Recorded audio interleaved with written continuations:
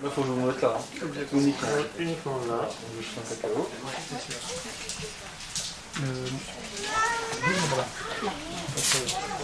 Ouais. Bonjour, donc moi Faisal Lalmi. Je suis le chargé de com et d'événementiel pour toute la zone francophone pour Philosophia. Ouais. Mon travail au sein de Philo est un peu multiple, j'ai plusieurs casquettes, donc il y a tout ce qui est événementiel, donc préparer les festivals, que ce soit les réserver les hôtels, tout ça.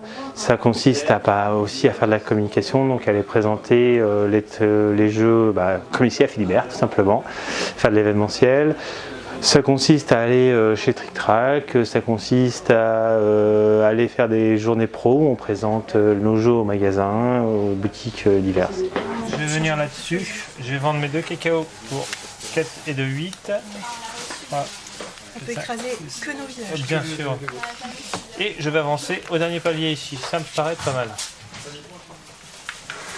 Le principe de cacao, donc, c'est un jeu de tuiles, simplement un jeu de pose d'ouvriers de tuiles. C'est-à-dire qu'on a des tuiles, tout le monde a le même deck de tuiles avec sur chaque côté des ouvriers dessinés.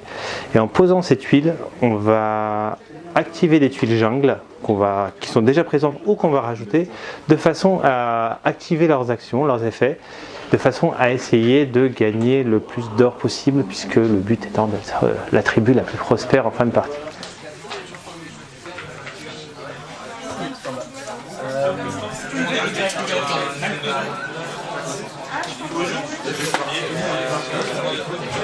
Après, tu parles comme ça. Ah, mais non, mais il a raison.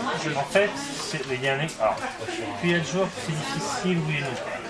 Il va y avoir Sylvion, donc hop, tu vois, je vais même attraper une boîte. Il va y avoir Sylvion qui va être dans la gamme Onirim, donc un ou deux joueurs qui reste de l'Onirev. La sensation de jeu est très différente puisqu'on se rapproche plus d'un tower défense, donc très très agréable à jouer. Il y aura Tales of the Urban Night qui sortira bientôt, dont la traduction a été réalisée par des Trictraciens et autres qui se sont lancés dedans. Philosophia a soutenu le projet et donc toute la traduction a été faite par des bénévoles et les bénéfices du premier prix iront à une association caritative. Comment le jeu se joue? Il va se jouer en plusieurs escarmouches. D'accord? Vous allez poser devant vous ce qu'on appelle des followers. Quand on aura fait 5 tours de jeu, d'accord, on va regarder la force de vos followers devant. Celui qui a la plus grosse force de followers pourra choisir en premier une carte. D'accord? Alors vous voyez bien que les cartes sont de valeurs différentes. C'est ça qui est rigolo, c'est-à-dire qu'il y en a un qui pourra prendre 9 points et malheureusement le dernier, celui qui aura la plus petite force de followers, n'aura que 4 points. Pourquoi t'as combien? Moi je suis loin.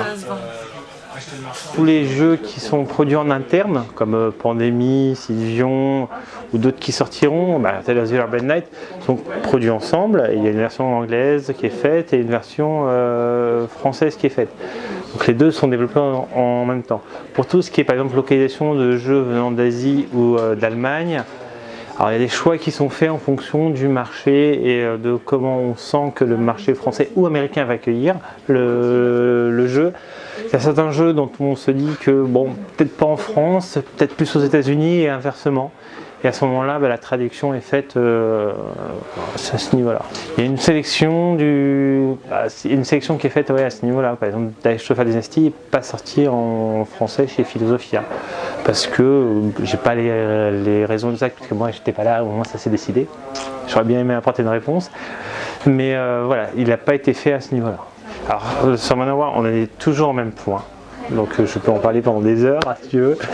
C'est tout simplement que le jeu a été porté par Philo de façon assez importante, puisqu'il y a eu une distribution de boîtes gratuites, il y a eu une opération mercenaire, et que le jeu n'a pas forcément fonctionné. Donc qu'est-ce qu'on fait d'un jeu qu'on trouve bon, qu'on voudrait qu'il marche, et dont les solutions qu'on a mises en place n'ont pas fonctionné comme on voulait.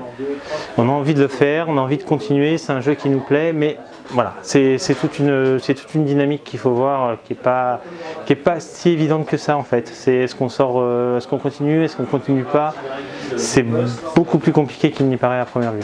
Pour les nouvelles extensions de Carcassonne, alors Carcassonne donc est ressorti au format revisité, encore avec une nouvelle charte graphique, et de façon non officielle pour la caméra, il y aura des extensions qui vont arriver, ne vous inquiétez pas.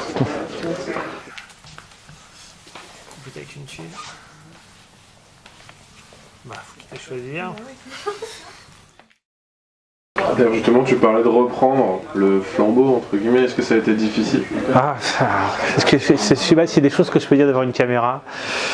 Non, ça a été très simple puisque Guillaume m'a accompagné quelques jours. Et voilà, après, il a laissé un certain nombre de documents, d'outils qui font que j'ai pu reprendre derrière. Et voilà, on a eu des méthodes de travail différentes, mais j'ai pu suivre le fil sans problème. Oui. Alors Guillaume, si tu m'entends, on fait un barbecue.